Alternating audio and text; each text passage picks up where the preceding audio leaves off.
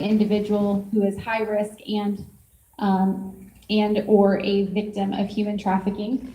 And so our goal is to provide those services to help survivors heal, to become leaders, to lead others out of the life, and to set an example of how they can be successful. So we want the community to understand 4 things. We want them to be able to recognize human trafficking, respond to it, either in communication with the individual, or if that is not safe, to not sit back and think, oh, someone else is going to handle it, but to respond. So we recognize it, then we respond. Sometimes that response is a referral to services or giving them one of the hotline cards,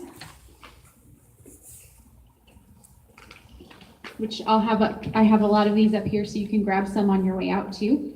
These have all national hotlines and the hotline for the National Human Trafficking Hotline, or handing the Central Texas Youth Services Bureau handouts, somehow getting them a resource so that if they decide that they need help, or if they are in a situation where they suddenly realize, oh, I am a victim, and we'll talk about that, then they would have a place to call.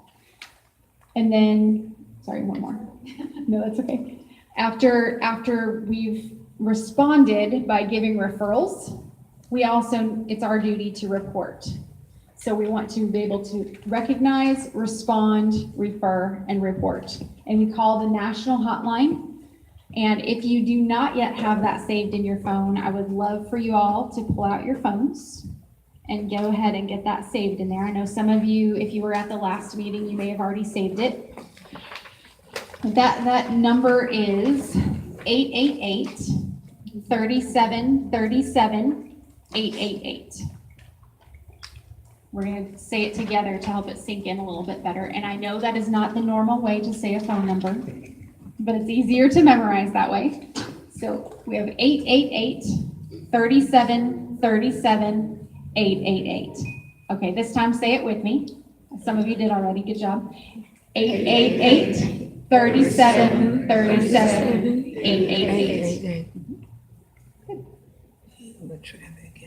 So we talked about I've mentioned 2 types of human trafficking. We have labor trafficking and sex trafficking that are present in the United States. And one other type of trafficking that we do not have, and that's state imposed. And that is, an example of that would be the children mining for diamonds in Africa, or the child guerrilla soldiers in Colombia. So those are where the government is forcing those children into that. So we do not have that one in the United States. But many people ask, why do we focus predominantly on sex trafficking if sex trafficking is such a small percentage of the pie? Who might have some input on why we have a focus in this area on the sex trafficking? I think sex trafficking has to do with labor. Bringing in, it's like a job. It's like, labor, they're working. So, there's a lot of benefits, and they're probably $1 billion organization or something like that. So that's my thought. So you're saying high profit? High profit, very high. Okay. Yes, ma'am. Sex trafficking in adults and much more vulnerable. They're running away from something. They're easy to take advantage of. Sex trafficking is also seen as much more heinous crime, much more damaging emotionally and mentally, spiritually to the individual than labor trafficking. But labor trafficking is still very important to address. But one reason there's been a push is because of the high profit, and because it's such a more damaging crime individual. Worldwide, there's over 21 million in trafficking, and it's over $150 billion industry worldwide.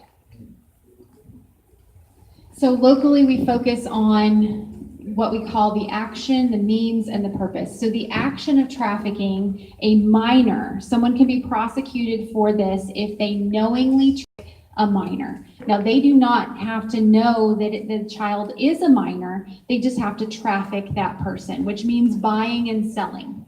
This does not always mean transporting. I know traffic sounds like transport, but it's the buying and selling of it, of that individual.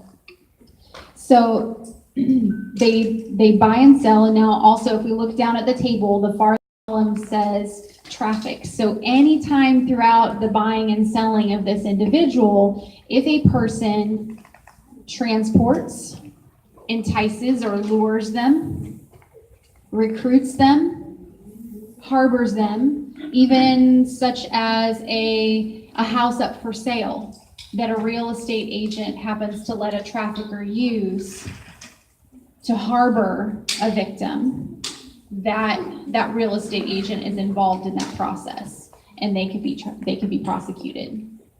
Providing for, even someone bringing meals, someone who is in cahoots with them in that way, or otherwise obtaining. So there's a lot of actions over there that can be included in that human trafficking process. Then causes by any means. Now our youth